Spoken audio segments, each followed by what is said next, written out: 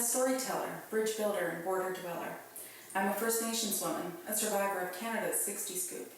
I come from a lineage of storytellers and craftsmen, mukluk makers, trappers, and intellectuals. I am one of them. Each of the materials that I have used are emblematic of an idea, problem, failure, or hint at the anticipation of redemption. By seeking out traditional methods for making, inks, dyes, and building my own substrates and frames and hand-making my papers, I engage my work with the intent of cultural knowledge reclamation while making space for personal and spiritual expression.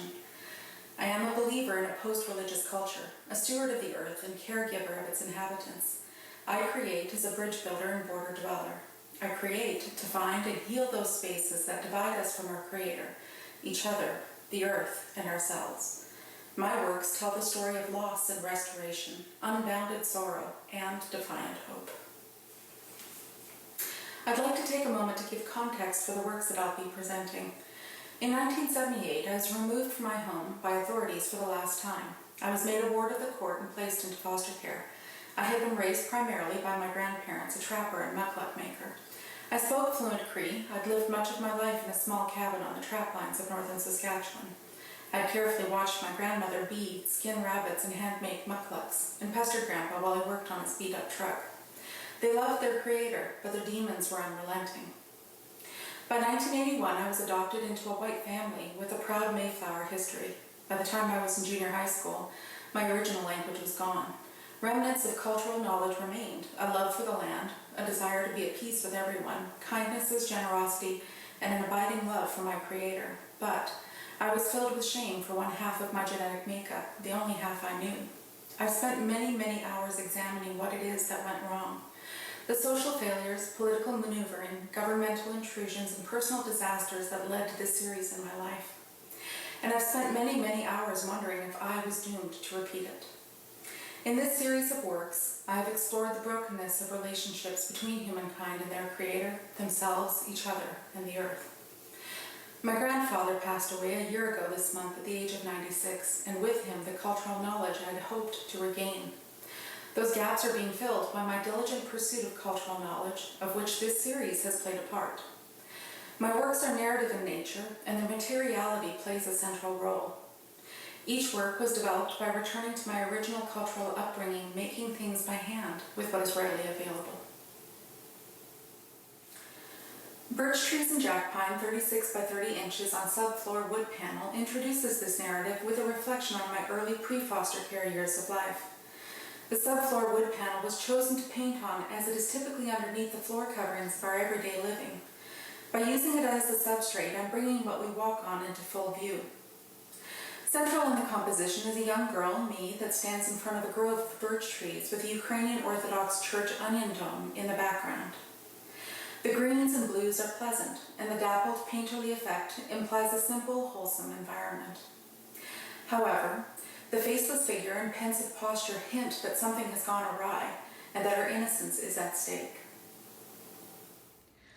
Police Lights and Paper Bag 36 inches by 30 inches illustrates the last day I was taken into foster care.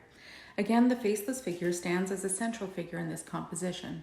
The tones are darker, filled with reds and blues that reflect the drama of the police lights on that day. A paper bag is filled with all of my earthly belongings and lays at my feet. The paper bag would become a symbol to me of my perpetual transience.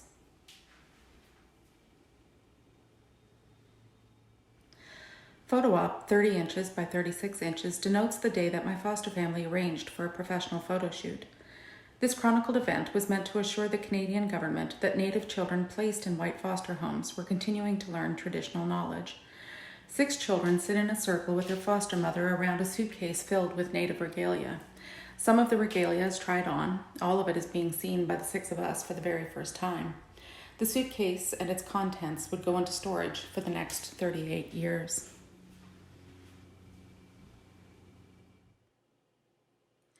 The historic role of the Canadian government in the lives of First Nations people has caused me to reflect on the social political conflicts between those that first inhabited the land and those that colonized it. Old ways became seen as barbaric and were prevented from being taught. New ways became the requirement. Land became a resource, First Peoples became a hurdle, treaties became broken promises. The titles given to these next pieces Our phrase is found in the July 27, 1871 statement from Lieutenant Governor Archibald on behalf of the Great Mother, the Queen, Victoria, to her red children. In these works, I chose to work on wood panel, stained with cedar, a resource that continues to be an export on this island, and one that is significant to the First Nations here. I worked on small panels to create the need for the viewer to step up close to the image to examine it.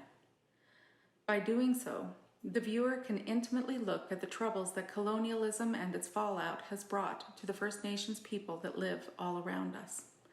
Joan Quick-to-See Smith calls this her coyote trick. I utilize it as a means of quiet personal communication. I stained the panels in a stain labeled colonial, black, royal purple, and used a variety of acrylics and matte medium. When the pieces were complete, I carved into the wood around each totem as an acknowledgement to the ancient tradition. This panel was mounted using rabbit skin glue, and the float frame gap symbolizes the isolation many First Nations people feel living on reserve and living as an outsider off of it. The frame remains unstained to represent the unfinished narrative as the story is still unfolding. Till these lands are needed, 9 inches by 12 inches features a small tourist boat just off the shores of Alert Bay, BC. Tourism in unceded territory is a blessing and a curse to the residents of this small island. Comfort, 9 inches by 12 inches, shows a rusted radiator discarded on the shores of this pristine landscape. The promise of modernity fell short upon delivery.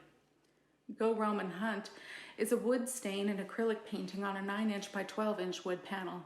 It features 2 large totems on the right, hidden among the trees, facing an anchored and small coastal mooring structure in the water. In the background is a forest against faded mountains, and the foreground is open waters.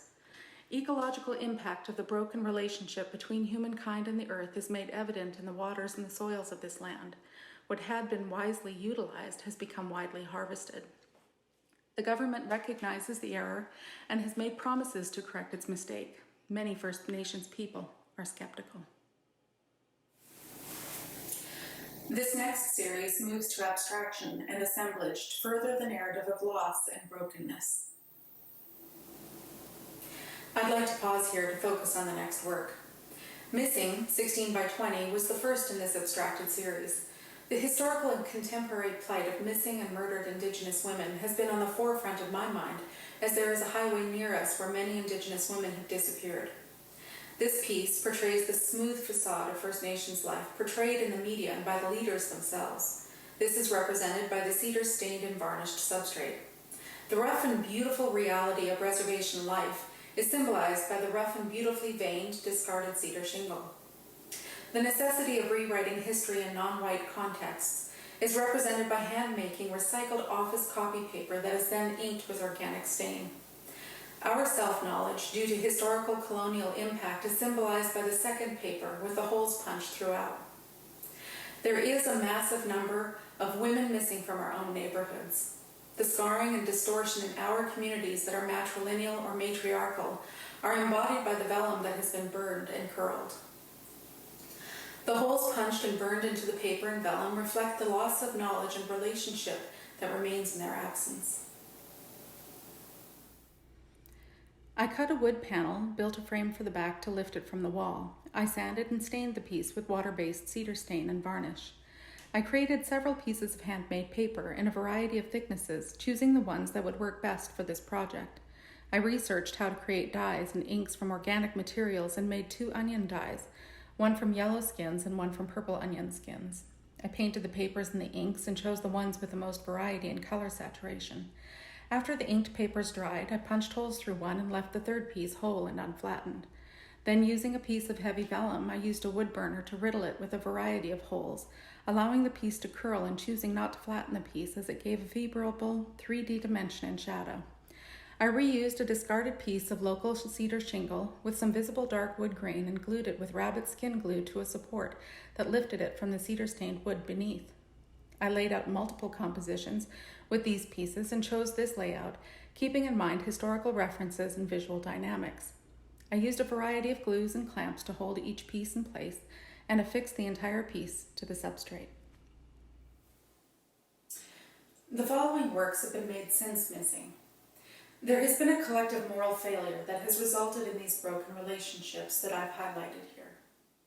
The offenses of governments, agencies, monarchies, lawmakers, and descendants of the Mayflower aren't unique. In this next work, I will have examined my own failure and the personal and divine cost of missing the mark. Transgressions, mine, 9 inches by 12 inches, is made to include rust, copper patina, wax, and wood-burned cedar shingles. The rust and patina here speak to the decay, the failure, or in the Judeo-Christian tradition, sin brings to both self and to the world. The wax is a reflection of the psalmist who expressed his fear of abandonment by God. By his stripes, 16 by 20. Each burned mark is representative of the many, many transgressions of humankind, taken on by Christ at his crucifixion and absence after his burial. The cross is revealed as a horrific necessity to save mankind from the error of their ways. Forgive them, 16 by 20, is vellum, representative of the flesh of Christ, the Lamb, pierced with rusty nails. The work of redemption is nearly complete.